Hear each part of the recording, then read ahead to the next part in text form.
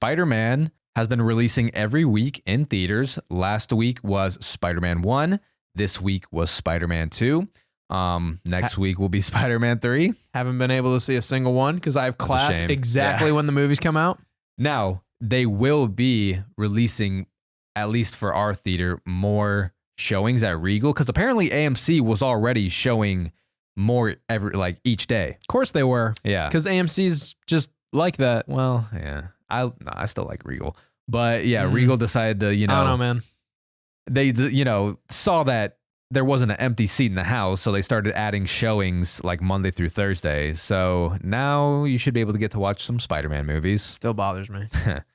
I missed out on Spider-Man 1 and 2, bro. Literally, and of course now they do it when Spider-Man 3 is coming out, and then it's just Amazing Spider-Man, and then the Tom Holland ones that I've already seen in theaters.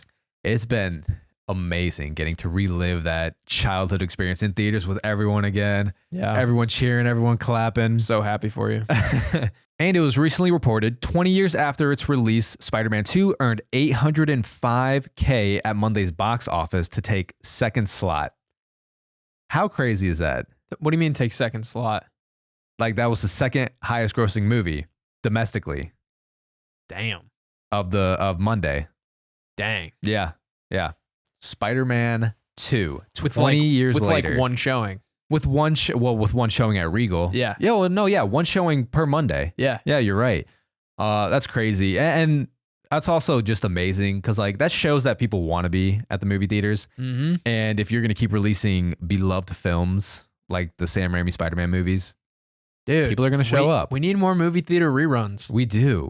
There were so many movies that I would go watch in theaters for the first time because a lot of the movies that we grow to love, we weren't able to watch in theaters because either A, we were too young, or B, not even alive yet. However, I think that it's still going to be less common these days just because of how popular streaming is. Right. And also, not to mention, movie tickets are not cheap.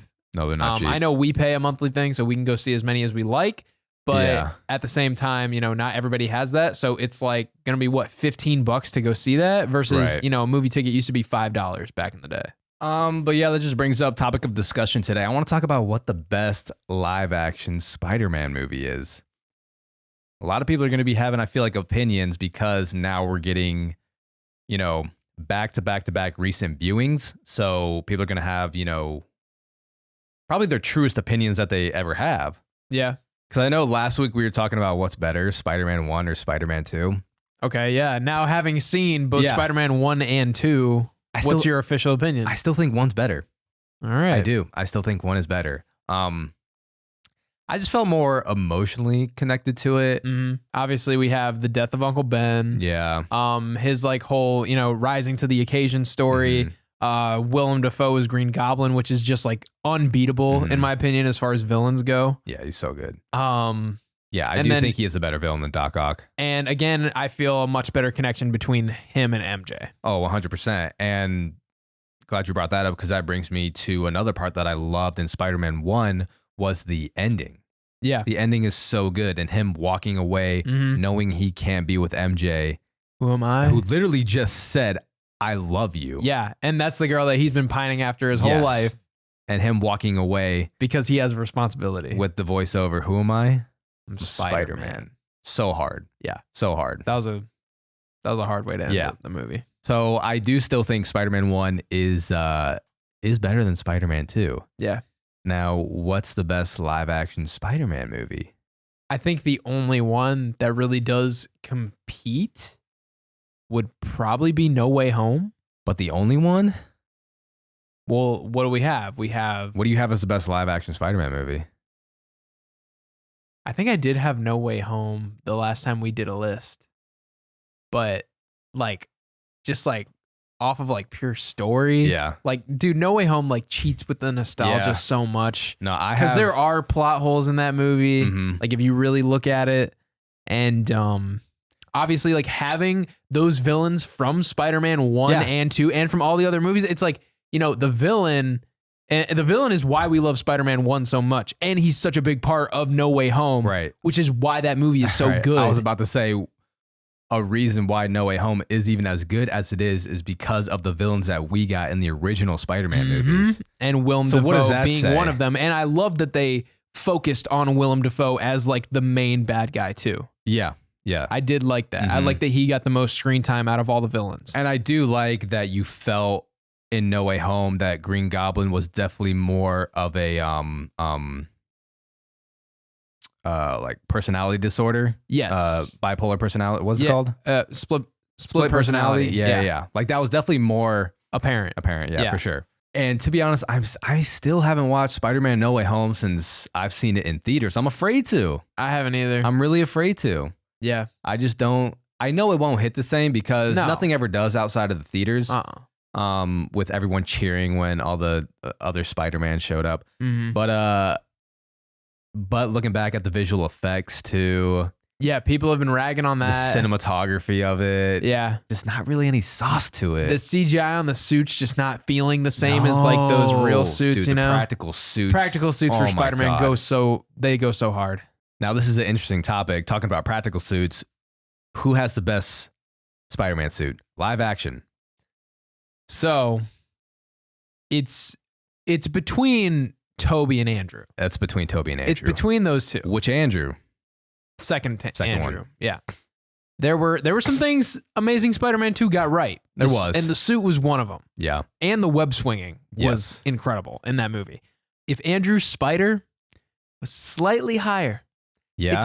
It's like 2 in the middle. Okay. But like literally if you just took it and moved it up here, it'd be a perfect suit. Okay. And I would say him no question. Really? Honestly. Okay. He's got the big eyes, but I will say there is something about like his very pointy eyes. Something about it. It looks so menacing. It's more menacing. It is. I get Andrew. He's supposed to be more friendly. Yes. Like with that big eye look. Well, and I get Andrew has the more comic accurate suit. They're both extremely comic accurate. Both pretty comic accurate, but like people definitely tend to have Andrew being the most comic accurate. But I'm still going Toby's, man. Yeah. There's just some about Toby's suit. Some people love the raised webbing. Some people hate it. I love it. I love the raised webbing. It just looks like it'd be so satisfying to touch. Yeah. For like, sure. I would just. It is a very Hollywood suit. Yes. Like there's no way a kid made this shit. Correct. But I don't give a fuck. I mean, I feel like there's no way a kid made freaking Andrews. I like that they showed his progression, like with making it, and they did the same thing with. And with TASM 1 Toby's. though, TASM 1 they showed how he made that one as well, and that was definitely more believable. It was more believable, and he had like the sunglass eyes, and honestly, I loved that first suit that he had. I did too. I liked it a lot, and the eyes were definitely something that needed improvement, and they were like, "You want big eyes? We got you," and did that in the second one. But yeah, man, I think it's got to be Toby's, especially because it's looking right at me. Like, dude, it's just such a sexy suit. It's so good. It's so good. And yeah, those eyes, like, yes, they're not like as big as they're normally are comically. Yeah. And like Spider-Man's eyes are normally very expressionable, which is one thing that I did like about Tom Holland's is like they were able to get some of those, that comic book expression that he has with his eyes with the lenses. But everything else about the suit, it looks like it's too flat, and it's just not as defined. It doesn't feel very real, and like, I mean, how can it? Because like a lot of the time it is CGI. A lot of the times, but there is definitely scenes where you can tell that it is practical. Yeah, but not Toby's practical suit. Just it looks so good. It hits different. Yeah, so because I still have Into the Spider-Verse as my number 1 Spider-Man movie. Yeah. I would still have Across the Spider-Verse as my number 2 Spider-Man movie. Those are top 2. Okay. They're amazing. They're perfect. And I feel such a emotional connection to Miles Morales. Yeah. I love that version of Miles so much. And whenever I watch Into the Spider-Verse, I don't know, I've seen that movie probably 5 times. Yeah. And I cry like 4 times each time. Jesus Christ. You cry every time? Into the Spider-Verse? Fuck yeah, I do. You're crazy, bro. Like, I love it, but I'm not crying. Why not? I don't cry. Specifically, 2 in specific when, actually 3. Uncle Aaron dies. Uncle Aaron, when his dad is talking to him through the door. Really? Yeah, bruh. When when the gang like leaves him. Yeah, yeah. That And he's one? stuck there in the Yeah. web, so he can't do anything, but he knows he's in the room. Yeah. Oh yeah, 100%. And that leap of faith scene, man, That makes you cry? because it's so good. Oh my God. It's so good. And you got the his dad's speech in the background. You are such a the crybaby. music, the cinematography. Like, don't get me wrong. Like, I get those chills. Those give me chills. Yeah. That moment for sure. Yeah. But cry? Dude, it's almost like a Jurassic Park thing. Like the first It's time. so beautiful you cry. Yes, like the first time we see the dinosaurs in Jurassic Park. Oh yeah, he's like, and welcome to Jurassic Park, and the music starts playing. Gets me, bro. I fold every time. You are such a sucker, bro. I am a sucker. I cried like 5 times in the rewatch God. of Interstellar. I want to watch Coco with you then. I don't know. I like Does Coco. Coco not get you at the end? It probably does. I think I've only seen Coco once. I think Coco's going to get you at the end. I feel like those movies get me the older I get. I don't know what it is. I just watched Guardians 3 with Tati. Oh, you did? She watched it for the first time. She had never seen it before. I mean, that's a tough movie too if you're an animal lover. Exactly. No, and she's a huge animal lover. Right. And she watched the beginning scene, like where he was like a baby raccoon and they were grabbing him, and she was like, "Oh," and I'm like, just wait. "Oh, I know." She did that, and I was like, "You're gonna cry. Yeah, you're gonna cry. If that just got you, you're gonna cry." And she was bawling at the end of the movie. Yeah, that one's a tough one. That's an emotional movie. Guardians movies hit you in the they feels, do. man. I think I cried every Guardians movie. Guardians 3 is the one that got me the closest to crying. Really? Yeah. Surprisingly, I think no, not even surprisingly. Hands down, Guardians 2 was the one that got me. The ending with Yondu, with Yondu and Cat Stevens, father and son playing. The Ravagers show up. Always gets me. But back to Spider-Man. Back to Spider-Man. I will say there is a few things that I can confirm after my rewatch of Spider-Man 2. The hospital scene with Doc Ock is a top 5 comic book movie scene of all time. Damn. That's a strong statement. That is a top 5 comic book movie scene.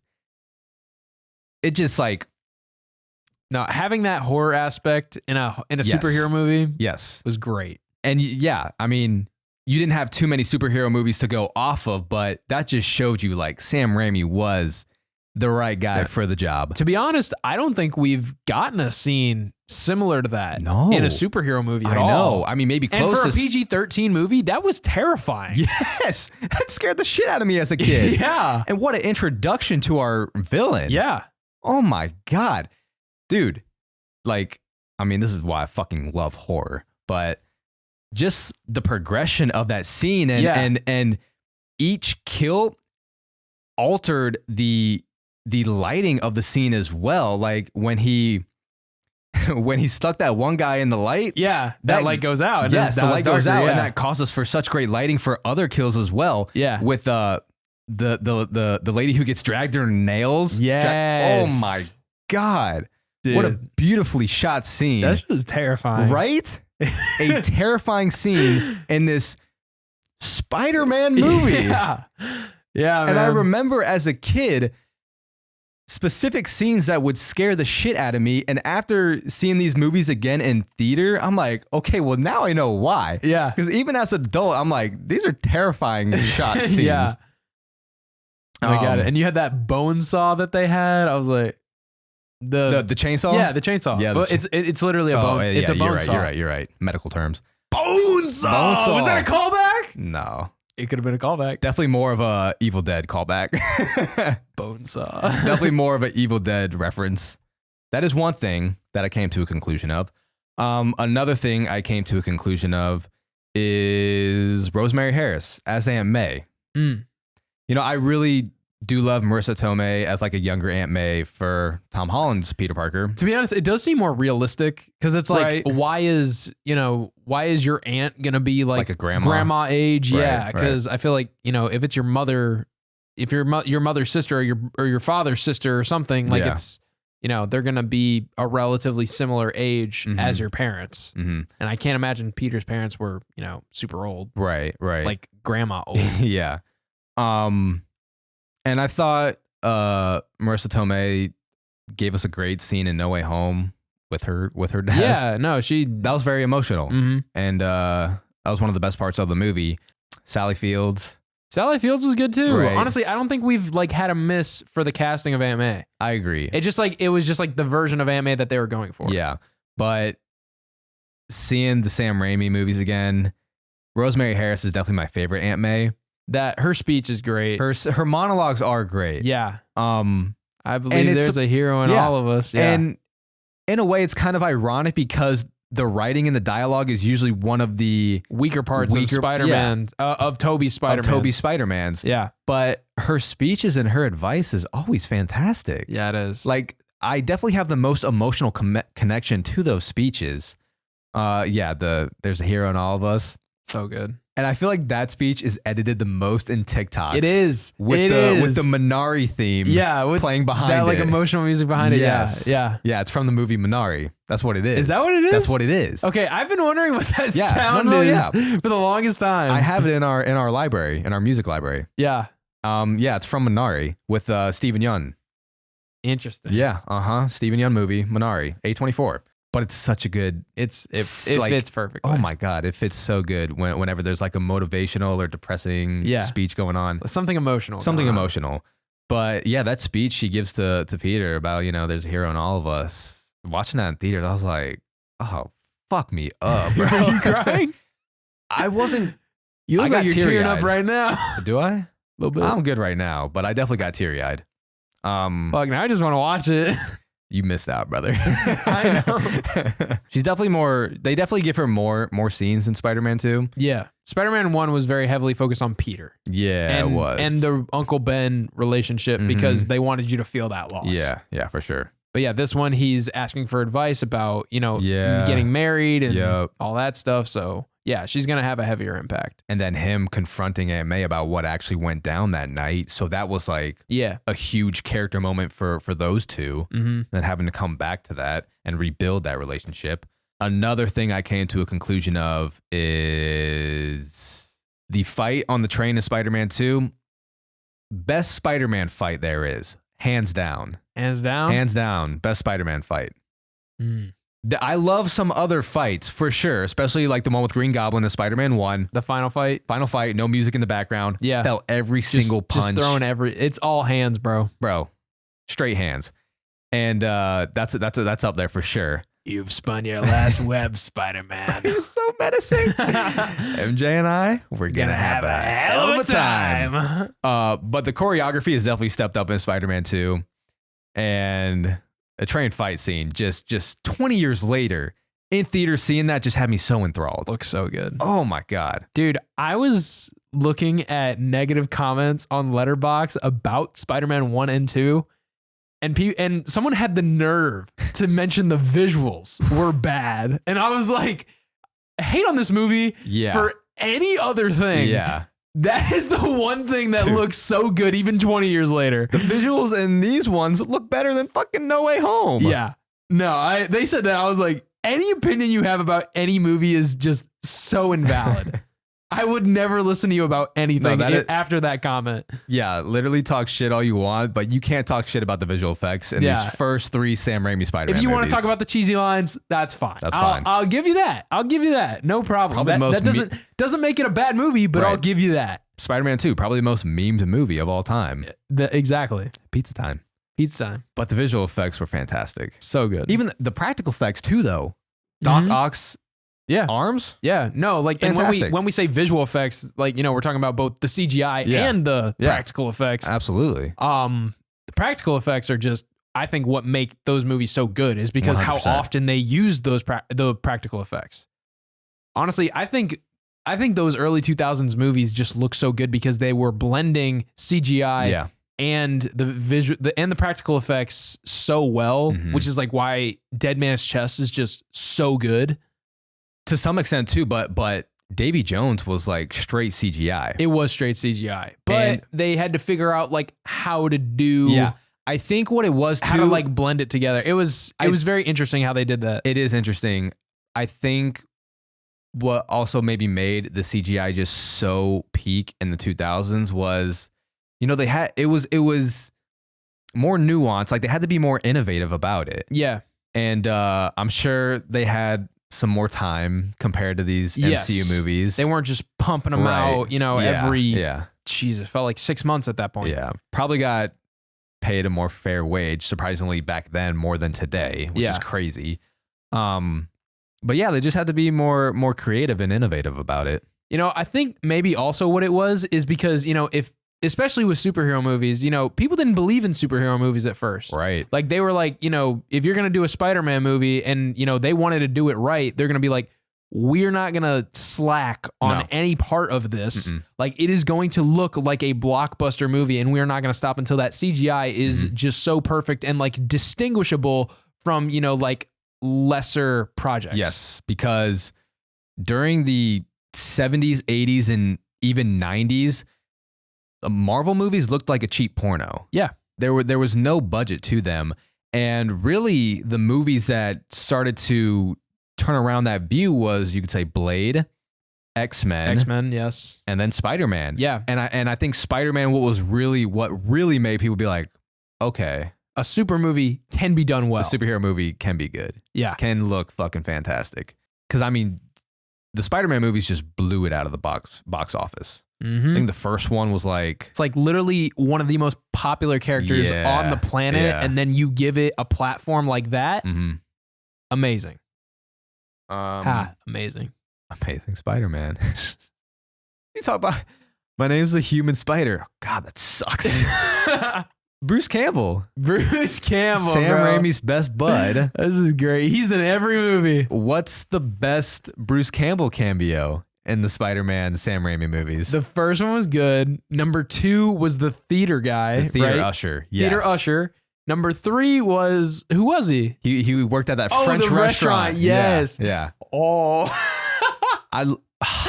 Which one's the best? I low-key think it's Spider-Man 3. I was literally leaning towards that too. I think that's his funniest. Yeah. It's the funniest. He does give us the best reasoning in Spider-Man 1 with giving us, he changes his name to the Amazing Spider-Man. Yeah. But Spider-Man 3 is the funniest, bro. When he kept sending him back. Yeah. He had his little whistle too. Oh my God, dude. Spider-Man 3, that was a good one. Peter Parker. That is what I said. Parker. He was such a dick in Spider-Man 2. I was about to say the theater usher was pretty good too, though. And what's great about that too is he's like helping him out. He's like, your shoe's untied. He's like, you might want to, can I help you? But not to come late. Honestly, I will say one thing that Spider-Man 2 did really well, especially in the first act, is show how hard of a life Peter Parker does have. Yeah. How much he struggles. How much he has to juggle around in his life. Like, he's got MJ, Spider-Man, Bugle, and school. Yeah. So on top of being dirt poor. Being poor. Yeah. On top of being poor. On top of... Did I even say... Wait, he's a pizza delivery guy in the beginning of that one, but... Yeah. That was his second job. So he had 2 jobs. MJ... Well, I mean, trying to get MJ, but still. And then on top of that, school. Yeah, and Spider-Man. You got to be Spider-Man on top of that. Yeah, I can't handle. I couldn't even handle all the other stuff, let alone be Spider-Man. So the first act of Spider-Man 2 really does a fantastic job at showing the life that Peter Parker has as Spider-Man. Yeah, it definitely. I think Tobey's Spider-Man definitely has the toughest struggle. To be honest, though, if I was Peter Parker in that situation, right, love would be the last thing on my mind. Well, I think school would be the last thing on my mind. I'm like, bro, that's why his grades slipped. Okay, but I get that. But listen, like realistically, if you're gonna be Spider-Man, there's no way any person on the planet has the time for all that shit at once. No. So realistically, this is how Spider-Man would have to live. He would have to just, like if he stopped a drug deal, he would just have to take a little bit of money from the drug deal and just live it like a trash apartment where they would accept cash. Yeah. And that's it. Yeah. Like he can't work a job. And like Spider-Man is a full-time job. Mr. Dinklage will accept cash. Oh, he will 100% take cash. And honestly, like I get that, Spider-Man, he has his morals, drug money is not good money. No, man, he's Spider-Man. But at the same time, it's like, bro, you're saving lives. I think the people would forgive you if you took a wad of cash. I think they'd be okay. And you know what's going to happen to that money anyway? It's going to be locked up in a police vault. So what's the point? Why do you need to struggle? Because even though you're out here saving lives, that's just my opinion. I would not judge Peter Parker at all if he just took a stack of cash to help pay his rent, so the man's not homeless. Have ears like a cat. Eyes like a rodent. The first introduction to Mr. Dinklage, I think I'm saying his name right. Peter's like, "Hi." He's like, "What's hi? Can I spend it?" Bro, the side characters are on another level. And Toby's Spider-Man. Can I spend it? Oh my god. He is. Oh my dude. You're right. The side characters are just another level. We got Jay Jonah. We got him. Mm-hmm. Even his daughter was great. Like she wasn't very necessarily funny, but she's funny in some scenes. She was funny in some scenes, and she was just so sweet. Hoffman. Wait, Hoffman. Jay Jonah's bitch. Oh yeah, his assistant. Yeah. Hoffman. Yeah. Not that one. What about? Not that one. What about Dr. Octopus? Nah, that's crap. Doctor Strange. It's not bad, but it's taken. Wait. Dr. Octopus. Doc Ock. Doc Ock. Genius. What are you looking for, a raise?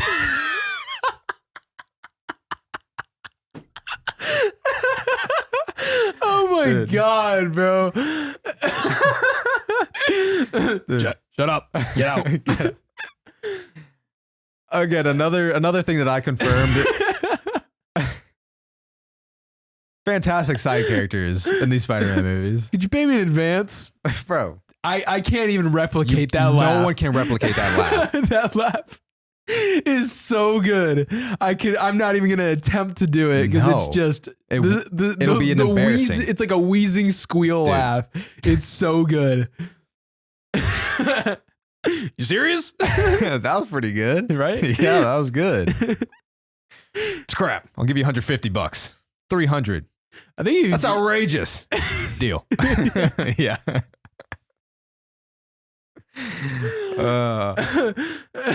Another thing I confirmed after rewatching Spider-Man 2, J. Jonah Jameson, J.K. Simmons, best comic book casting choice of all time. I'm sorry. Takes over every scene. RDJ is Iron Man. Make no mistake about that. I love him as Iron Man. Everyone loves him as Iron Man. But J.K. Simmons as J. Jonah Jameson takes over every scene he's in to perfection. Just the perfect J. Jonah Jameson. And I know we've already been talking about this, but I'm going to keep talking about it even more.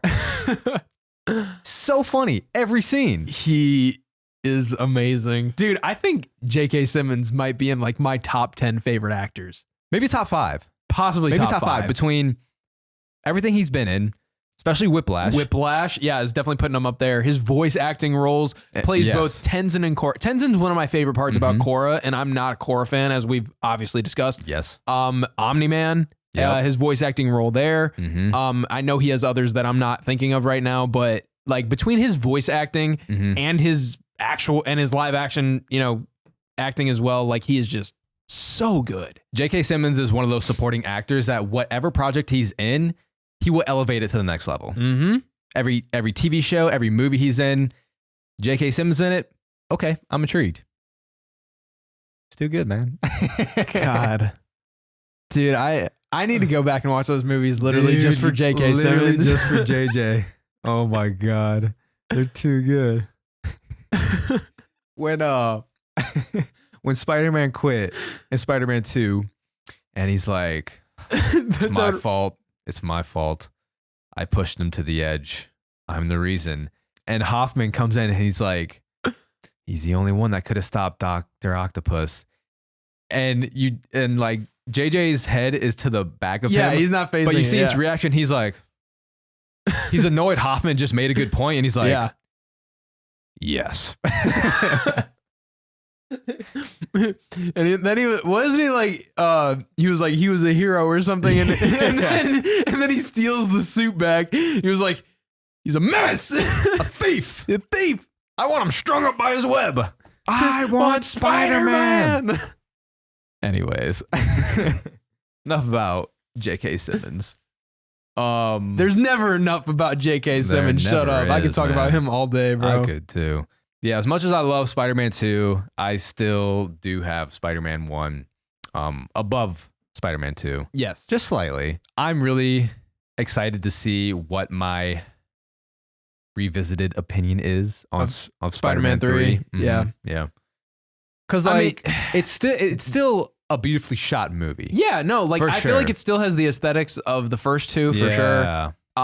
There are some emotional moments in it, I think. What are the ones off it that you're thinking of? Like what I'm thinking of right now is when he's getting like pounded by Sandman and like everybody's like losing hope, and then here comes Harry. Everyone does think that's the end of Spider-Man. Yeah, like that. I don't know. That was kind of sad. And then she was like, "It's hard to believe what I'm looking at." I don't know. It was like she does have a British accent. She does have a British accent.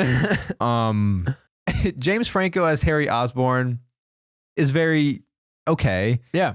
But yeah, I did like the scene where Harry is talking to Bernard, his butler. Yeah, his butler, yeah. And when he's talking about how the night his father died, he was killed by his own glider. Yeah. And then you have the scene of him talking with Peter after he blew up his goddamn face. Jesus.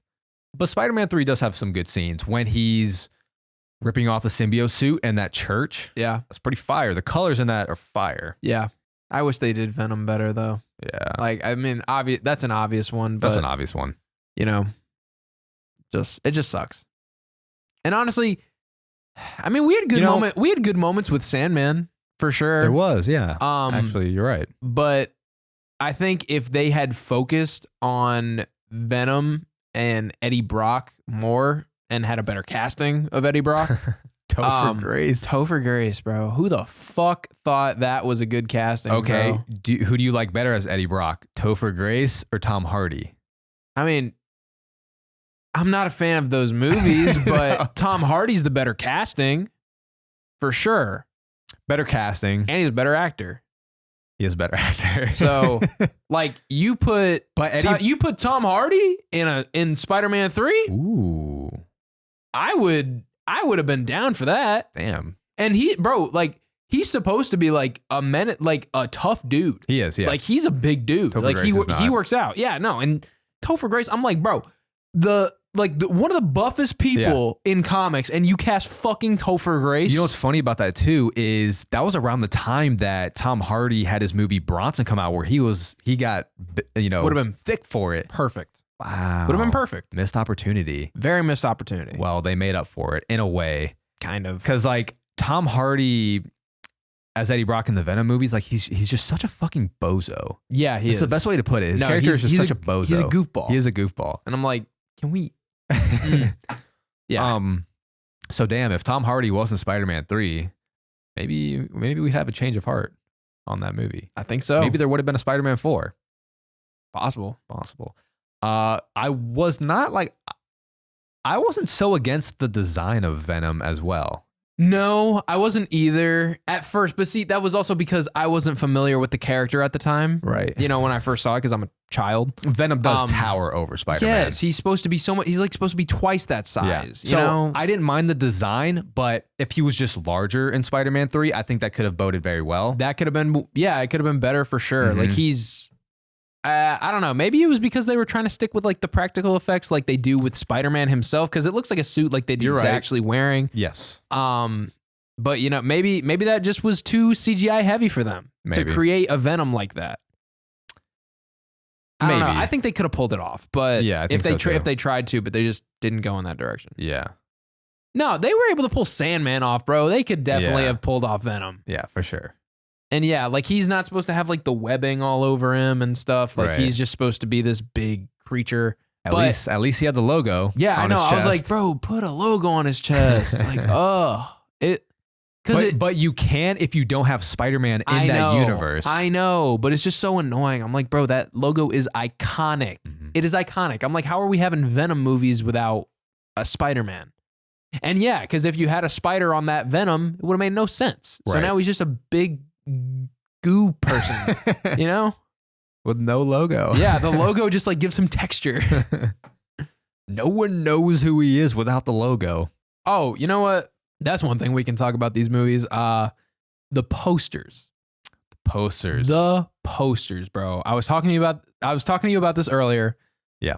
Movie posters have downgraded so much over the years. Like it is, I swear, every time I see a floating head poster or like the slash across the entire thing, like with Ant-Man and the Wasp, I'm like, what is happening, bro? Now, our friends at Raiders of the Lost Podcast talked about this too and dived into there is a legal obligation for the floating head posters, but obviously that wasn't always the case. No, but still, I'm like, it's an artistic design. Yes. Like, and there are like promotional posters for those movies that look great. Right. Like there are some, and you know, like simplicity is key. And I get that they have to like show who's in it and like what, but even recently with Doom Part 2, like so many floating heads on that poster, and there's been amazing promotional like and concept art, yeah. For Doom Part 2, but again with the legal obligation of having to do the floating head poster. It looks terrible. It does look terrible. It looks terrible. When you got posters like this. Dude, I know. And that's not even my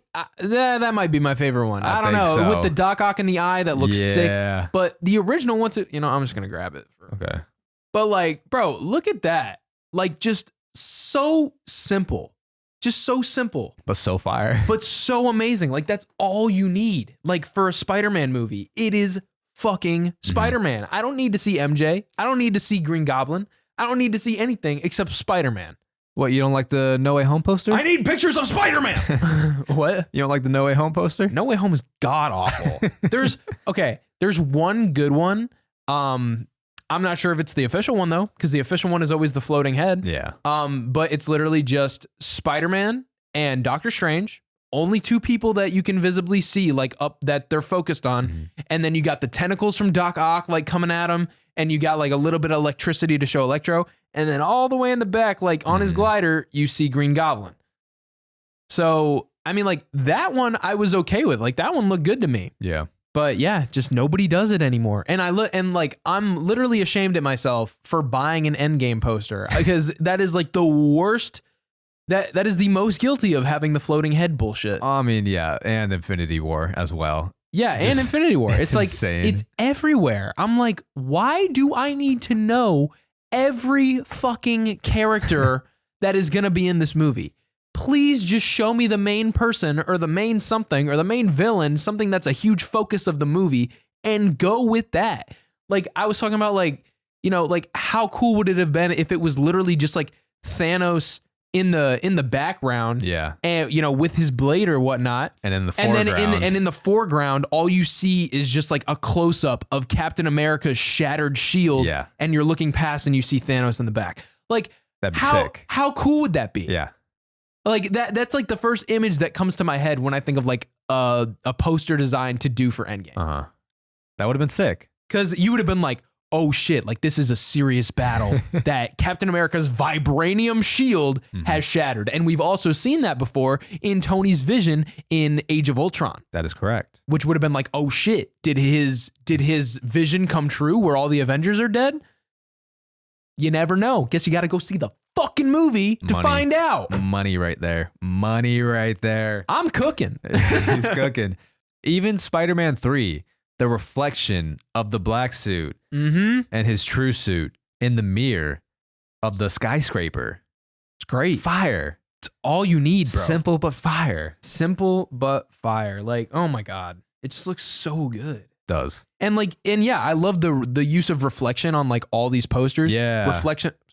Reflection of Doc Ock in the eye there on Spider-Man 2. You can see his full suit and see like his full symbol in the reflection of the skyscraper here. Not to mention the beautiful sunset color that they decided to go with. Yeah. Like if you're ever playing as the Toby suit in the Spider-Man video games, you better change the goddamn daytime to be sunset. That is all I got to say. And then, yeah, the reflection in Spider-Man 3 poster as well. Yeah, like it just, oh man, And the artistic value of posters is just gone. But it's unfortunate because there's so many great artists out there that would create some amazing posters, official posters for these movies. I know, and like it's like these posters do exist. You can still buy them. Like, you know, if you want to have if you want to have like an artistic designed poster for your room, they exist. You can still go find them. But it's like, why don't the major studios actually use them? I feel like it would actually increase their ticket sales. Yeah, that would be an interesting question. Can movie posters affect ticket sales? Because I feel like there are still I feel like for the most part, people do know what they want to go see before they go to the movies. But, you know, you still have those people who go to the theater and they're like, looking at all the posters, what am I going to see today? They don't know. It plays a factor. No, and even walking to the movie theaters and seeing the posters all along the outside and the displays, you do tend to notice some catch my eye. Some catch your eye. And I'm like, oh, that looks interesting. I'm like, and then if it catches my eye and I'm like, oh, I like that actor. I like that actor. I like this director. Okay, I'm going to go see that. Yeah. That would be an interesting study if movie posters can affect box office sales. Very interesting. Now, agreed. For a majority, especially when it comes to like superhero movies in particular are very guilty of this. People know what they want to see when it comes to that genre. Yeah. But with those lower budget movies, maybe horror movies, maybe, you know, who knows?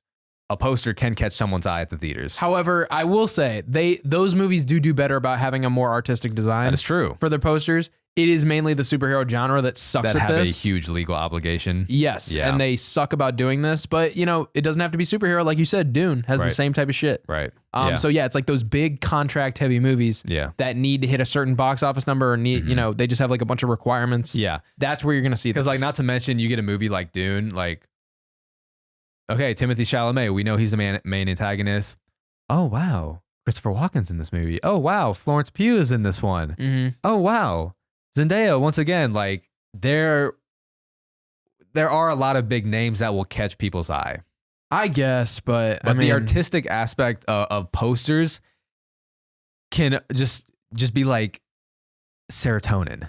However, I don't think anyone's going to Dune to see Christopher Walken. No. Like nobody said, whoa, Christopher Walken's in this movie? I'm going to go see that. Or Dave Bautista, I'm going to go see that. Like, well, I mean, I disagree to an extent. All right, but I still feel like, you know, it's starring Timothée Chalamet and Zendaya. Those are the two names you promote. 100%. If you promote Christopher Walken or Dave Bautista, you're going to be like, they're going to expect more of them. Where the fuck is this guy that I came here to see? No, it's like, for sure. You know, advertise the two people that they're going to see the entire movie. Yes. Or at least like 50% of the movie. Yeah, Austin Butler was huge for promotional. Austin Butler was a big part. Josh Brolin was a big part. Javier Bardem. Yeah, Stellan Skarsgård. Yes. Like I feel like if you were to pick 5 names, it would be those. Mm-hmm. Yeah, it's funny just seeing everyone like starting to re-rank their Spider-Verse because these movies are coming back to theater. Seeing just everyone rejoice and love these Tobey Spider-Man movies. And what's really cool about it too is the kids that grew up on the Tobey Spider-Man movies who have grown up and had families are now bringing their kids to the theater as well to see them in theater. That's why I feel like it's also so amazing to have these re-releases with older films is you can expose a younger generation to like, you know, these awesome movies. And I realize that that's going to be harder with, you know, like old movies that can't, you know, keep up with the CGI and stuff like that. Cause I feel like that's very important to our generation. Cause like kids these days are seeing better visual effects on their fucking phone. Yeah, no, like, so, you know, to go back to, you know, the 80s and shit, that's it's hard. But they're so good though. No, and there's just something about, you know, a 70s movies that you can watch to this day that makes it so timeless. Like all of those 70s and 80s movies, even like 60s and 50s movies, like Alfred Hitchcock's 1960 Psycho. I can still go back and watch that because there's just something so timeless about those movies. Okay, but a lot of young people are not going to see it that way. No, I agree. And I think it's going to be real interesting to see like the generation that comes after us, how they'll react to seeing the movies we grew up on. Like, say we have kids one day and we show them Spider-Man. We show them Spider-Man, but then say we show them MCU movies, MCU Spider-Man, and see which one they like better. Well, yeah, which one they like better. However, bro, like if we're talking visuals alone, I don't think I don't know. I don't know if they're I don't think they'll be able to tell the difference. If I'm a kid watching a movie, I wouldn't be able to see the difference between this type of CGI and a MCU CGI. If anything, I would think the MCU CGI is a little worse. Yeah. In some parts. More noticeable. Yeah. Yeah, for sure. Like, you know, this, like, we've talked about how this just has some cinematic shots that just look so good. They really do. And that practical suit just feels so real. Mm. So, I mean, you know, obviously these are nostalgic for us because we grew up with these movies. But at the same time, you know, if we were to show our children, you know, like, if we were to show them the Tobey Spider-Man trilogy, and then like immediately following show them like Andrew Garfield or Tom Holland, you know, then this would all be during their childhood, and then we see which one they like the best because they're gonna have the nostalgia factor for every single one, not just these. Yeah. God, they'll probably have new Spider-Man movies by then. Like, they like will. With different actors. Oh, they definitely will. For sure. I mean, who the fuck are they gonna cast, bro? I don't know. But Spider-Man's he will always live on. Top 3 most iconic comic book character of all time. So they're gonna keep pumping them out. I think he's definitely the most popular Marvel for of sure. Marvel. Yeah. 1000%. 100%. Because I feel like Batman and Superman are just so hard to top. Like, yeah. Iconic wise, Spider-Man, Superman is like the model of a superhero, and it's all about the symbols too. Yeah. So I feel like Superman won't be topped, but I think between Batman and Spider-Man, it could go back and forth. Yeah, it can go back and forth. I think as like a favorite character of mine, I think I would put Spider-Man over Batman. Honestly, on an iconic level or just in general, just like this is the greatest comic book character. I think I'm just saying I personally like Spider-Man better over Batman. Yeah, because I obviously like there's the relatable factor. Like he's just a much more relatable character. Yes, and I don't know, and you know I feel like he still does have some of that Batman effect where it's like he's like a regular person. Mm-hmm. Yeah, but honestly, I would say Batman is like less of a regular person. Why? Because he's so rich. Yeah. Like I feel like that would make him like so detached from your everyday person. Yes, you're definitely able. Yes. He's more real in the sense of like everyday life. Yes. Yes. But obviously, you know, he's got the superpowers and stuff. Right. But versus Batman, he's more real just because he is a human. But I think another thing that really sticks out for Spider-Man and Batman, which is why a lot of people love them, is they also, you know, keep their alter ego a secret. Yeah. Yeah. I think that's one thing a lot of people like about Batman and what a lot of people like about Spider-Man. And one thing with Spider-Man, like in Marvel in general, I feel like a lot of superheroes do have their alter ego out there. Like people know who they are. People know who Iron Man is. People know who Captain America is. Right? Yeah, for sure. People know who Thor is. They come up and take pictures with him in Thor Ragnarok. Well, I mean, because Thor is Thor. He doesn't. Right. He doesn't Exactly. Yeah. But people love that Spider-Man is an everyday person like the rest of us. Yeah. I'm sure we could adore these movies all day. We could. But so best live action Spider-Man movie, I'm gonna go Spider-Man 1. Spider-Man 1. I have Spider-Man 2 just slightly below it. Yeah. After my rewatch, I can confirm I still like Spider-Man 1 better. And then below that, I would go No Way Home. And then Homecoming for me. Homecoming or TASM 1? I'm thinking TASM 1. Yeah. Maybe I'd have to give it a rewatch. Yeah. I do love the relationship between Tom Holland and Iron Man. I do too. I do like that. Top 2 for me is still going to be, out of all Spider-Man movies, Into the Spider-Verse and Across the Spider-Verse. Yes. Then right after that, Spider-Man 1. Yeah, these movies are fantastic. Still hold up. Got so much sauce. I wasn't the biggest fan of Sam Raimi's Multiverse of Madness. No. I've already talked about that. When that came out, but these Spider-Man movies still hold up. They really do. So they're in theaters right now, man. Y'all better go see them while you can, because who knows when we're going to get to experience this again. Quit reminding me. I was just saying, man. You got to get a home theater then. All right, that's going to do it for this episode. Thanks for listening to us talk about Spider-Man. Who doesn't love talking about Spider-Man? Such a great character. Really is.